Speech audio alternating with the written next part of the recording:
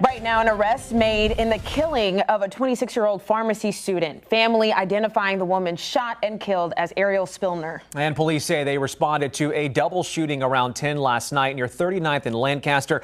12 News' Kendall Keys is there live for us tonight. And Kendall, another woman was also shot but survived. Right, Blake. So 2 women shot. One of them died. The other, police say, is also a suspect. Now, the woman who died is Ariel Spillner. She's a pharmacy student, and her family too heartbroken to go on camera. They tell me they're shocked by her death, and they're trying to piece together how this happened. Imagine this. 1 minute, she's laughing about her upcoming graduation.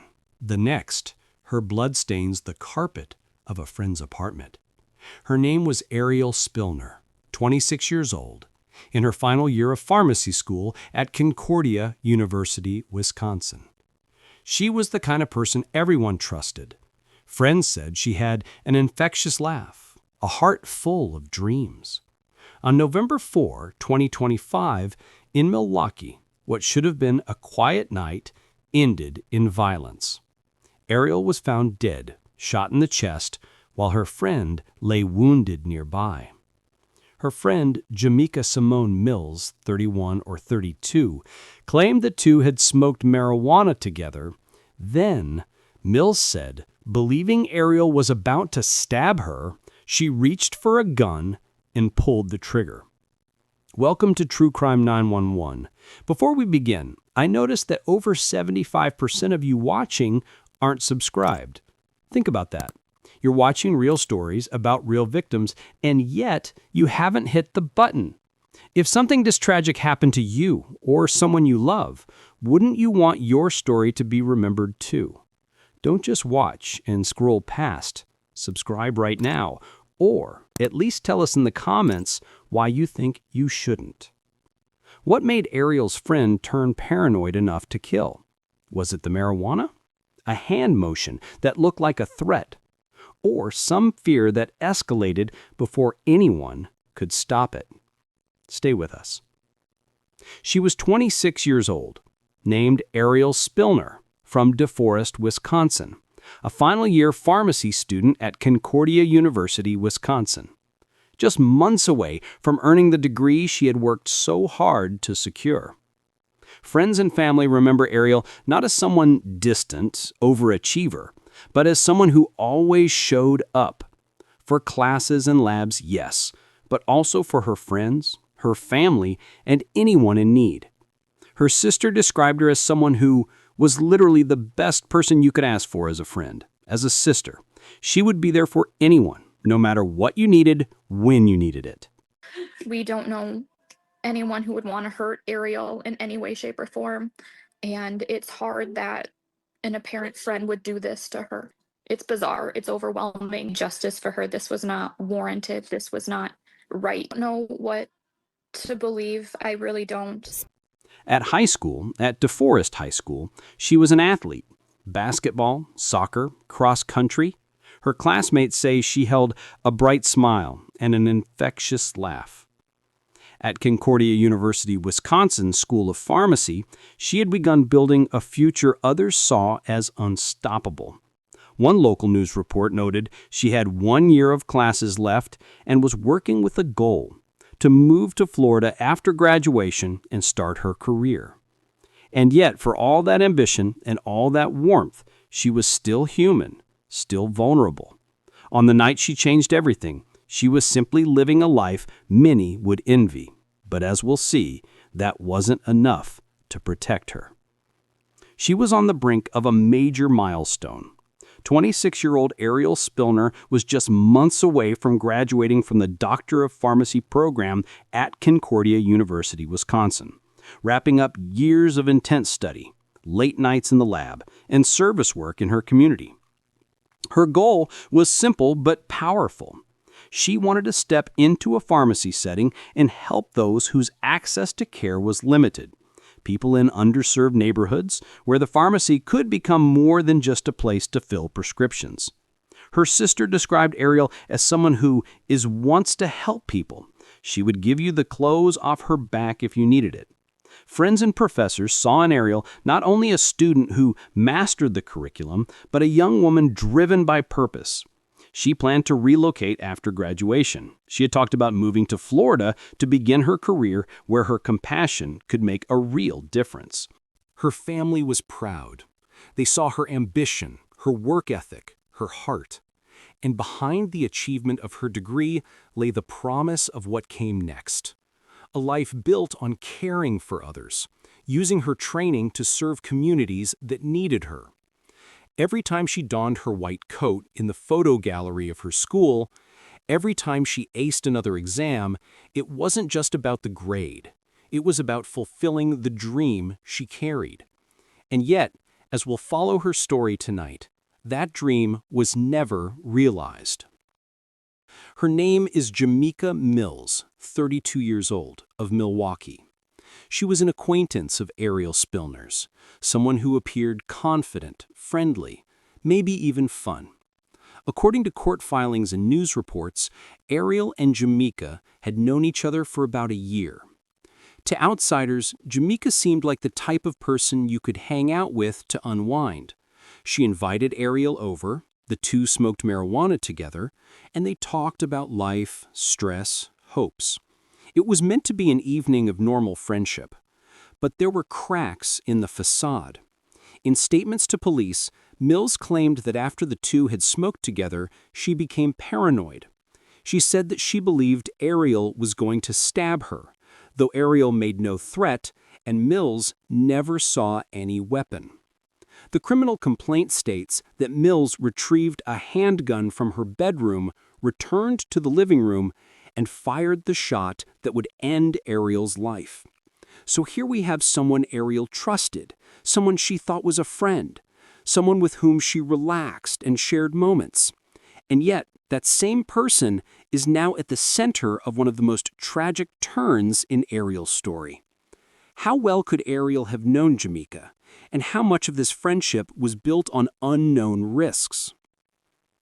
It was an ordinary Friday night, November 4th.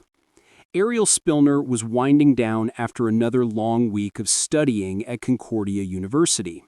Her phone showed the usual mix of texts, classmates chatting about finals, a few messages from friends making weekend plans, her mom checking in. Everything about that night looked like any other moment in the calm routine of a young woman on the edge of achieving her dreams. Ariel was kind, grounded, and focused. She'd earned a reputation for balancing hard work with a gentle heart. People loved being around her. Her friends said she had a way of making everyone feel safe. And among those friends was Jamica Mills, someone Ariel believed she could trust. That night, they planned to relax together, talk about life, and shake off the stress of the week. There was no sign, no warning, no sense that anything would go wrong. But sometimes that's exactly how tragedy begins. Quietly. Stories like Ariel's are why True Crime 911 exists. Because anyone, even someone you trust, can become dangerous in an instant. If you're watching this thinking, that could never happen to me, you're wrong. Evil doesn't knock before it walks in. Hit subscribe so you never forget how fast life can change. And if you're one of the few refusing to, tell us in the comments, why would you ignore the reminder that could save your life? Because in just a few hours, the person Ariel thought was her friend would become her killer. It was supposed to be a small celebration. Nothing wild, just two friends hanging out before a milestone. Ariel Spillner had plans to celebrate her 27th birthday later that week.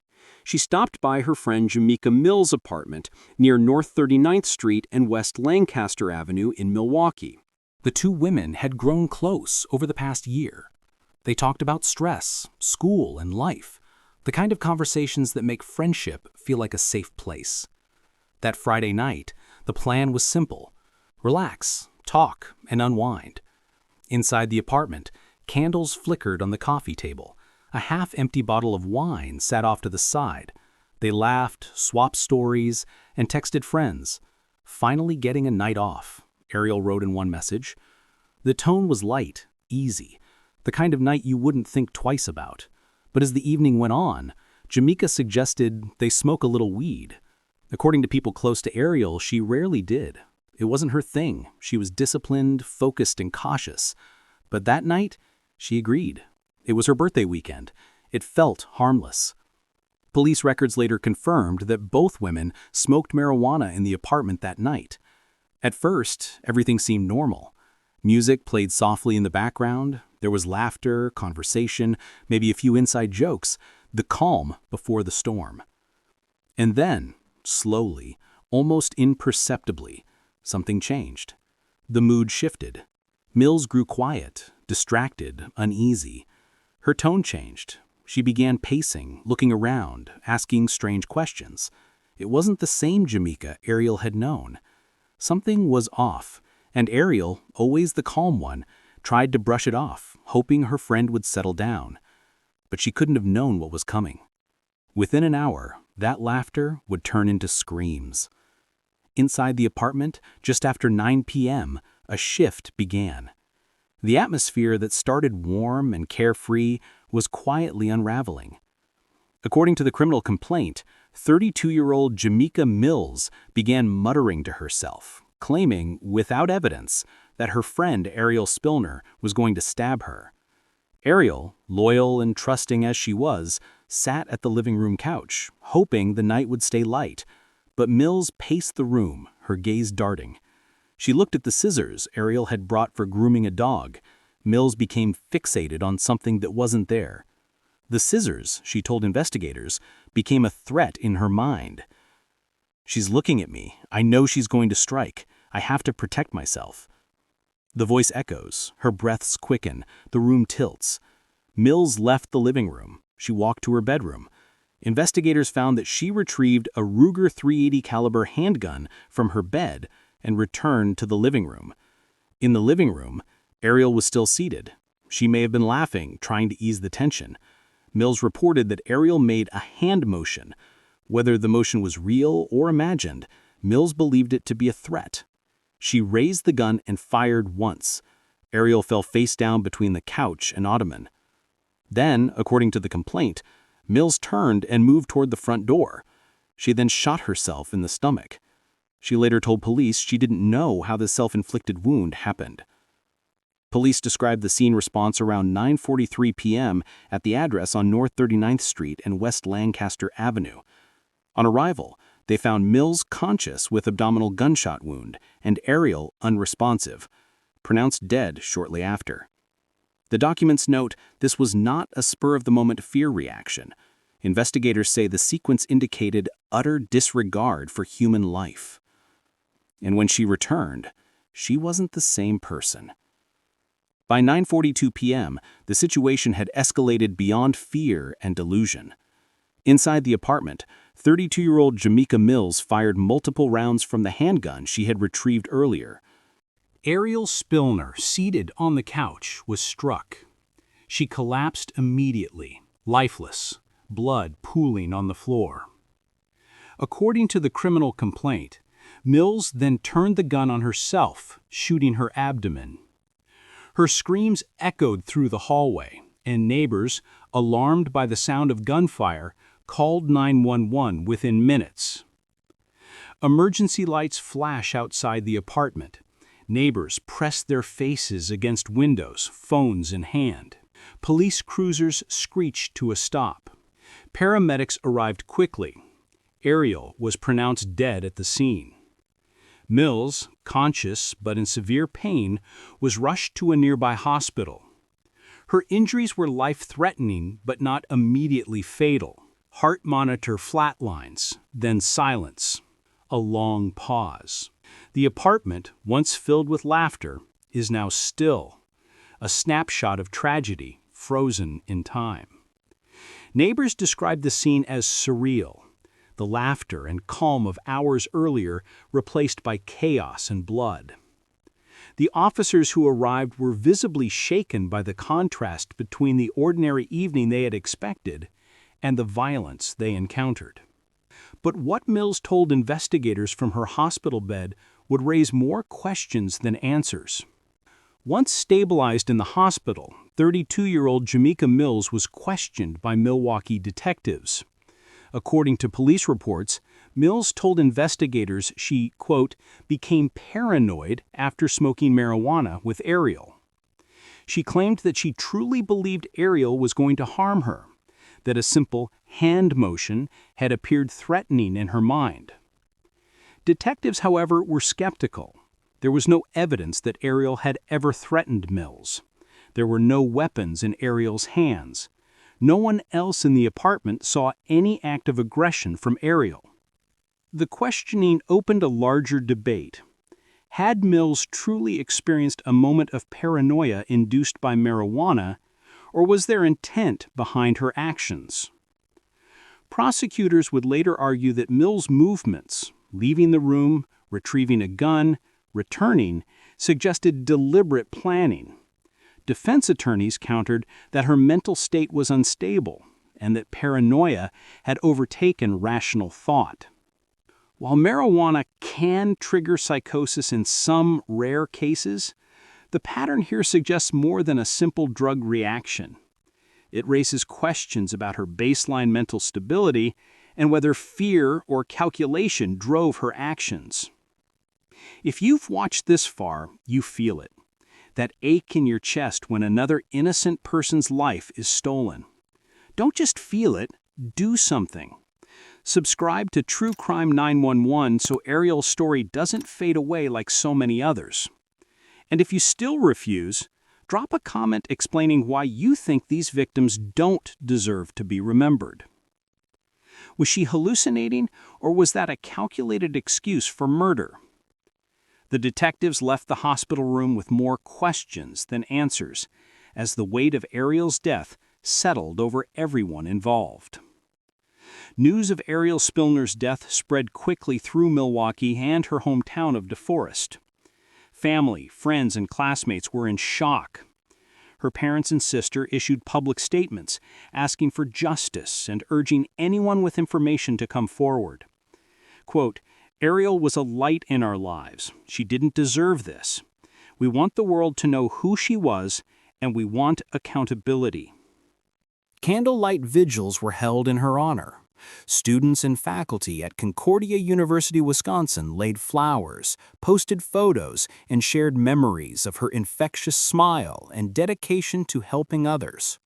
Social media was flooded with tributes, friends posting photos of Ariel laughing, studying, or wearing her white pharmacy coat, captions filled with heartbreak and disbelief.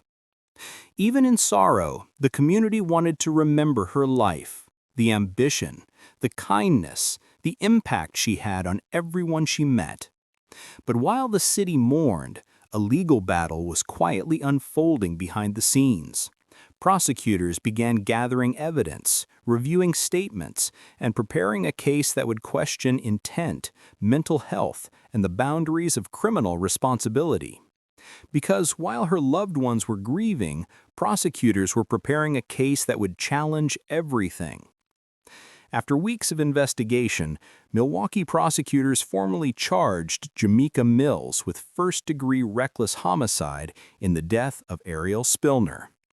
In court, the district attorney described the shooting as senseless and deliberate, emphasizing that Mills had retrieved a firearm, returned to the living room, and fired at Ariel, a sequence that indicated premeditation despite her claims of paranoia. Defense attorneys countered, arguing that Mills was experiencing a psychotic breakdown triggered by marijuana and pre-existing mental health instability. They maintained that Mills had no intent to kill Ariel and that her actions were the result of an uncontrollable fear response. Courtroom sketches show Mills seated quietly, attorneys speaking, the gallery filled with reporters and family members. Somber music underscores the tension and weight of the proceedings. Even as the legal process moved forward, difficult questions remained.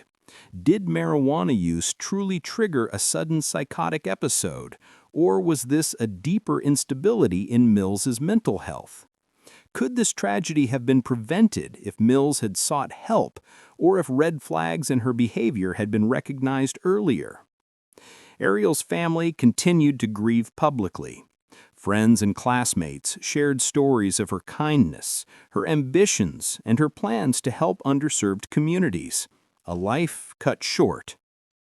If you were Ariel, would you have seen it coming? Could you forgive your killer if they claimed they were scared? What responsibility does society have to intervene before paranoia turns deadly? Candlelight vigils, memorials, Ariel's graduation photos, and news clippings, slow pans emphasize the loss and ongoing grief. If Ariel's story hit you the way it hit me, imagine the hours, the research, the late nights it takes to uncover every detail, every photo, every statement, every fact, just to make sure her life and her story are remembered. I pour everything into these videos so that real victims don't get forgotten. So I'm asking you, from one human to another, hit that subscribe button. Don't let these stories disappear into silence.